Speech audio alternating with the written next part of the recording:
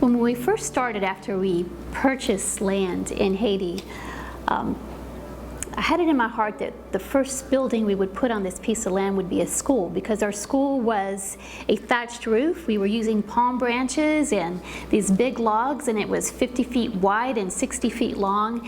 And so we really needed a school because we had 200 children going to school under this thatched roof. And I remember one day I went out to this property. There was nothing on it. There was cactus, some goats, cows from our neighbors. And I remember whispering and saying, "Lord, what do you see?" Because so many times what we see and what we think is different than what the Lord would have us to do. And I just really felt in my heart that I was going in the wrong direction, that the school was not the first building, that I should first build the church, and that this church could be a multi-purpose building where Monday through Friday, the kids, we could put dividers in the church, and the children could go to school there. And then on the weekends, the parents of the children could come and hear the gospel and hear the same message that the children were hearing in the school.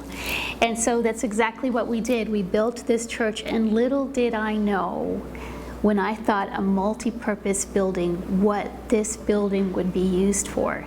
I mean, and after we built the church, in 2004, there were floods that devastated the island, and thousands of people died in a city called Gonaive.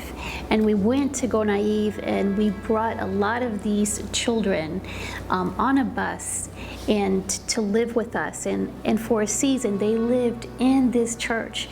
And we had bunk beds in this church until we were able to move them into the homes. And then again, in January of 2010, when the earthquake devastated Port-au-Prince and hit Léogâne, and so much loss, we helped so many people. We had over 75 children, adults living with us. Some were there just for a short season until they could rebuild.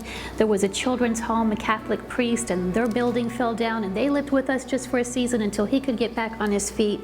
And you would walk into this church, and it was rows and rows and rows of bunk beds with mosquito nets draped over them.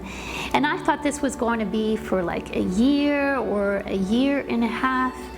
Little did I know that for 3.5 years, that sanctuary that we had built, that church, would be a home for children.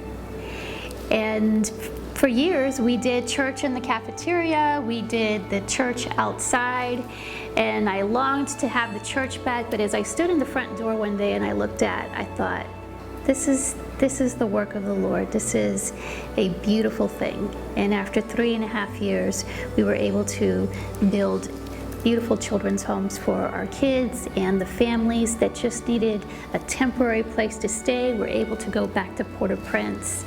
But it was when I thought this will be a multi-purpose building, I had no idea what that truly meant.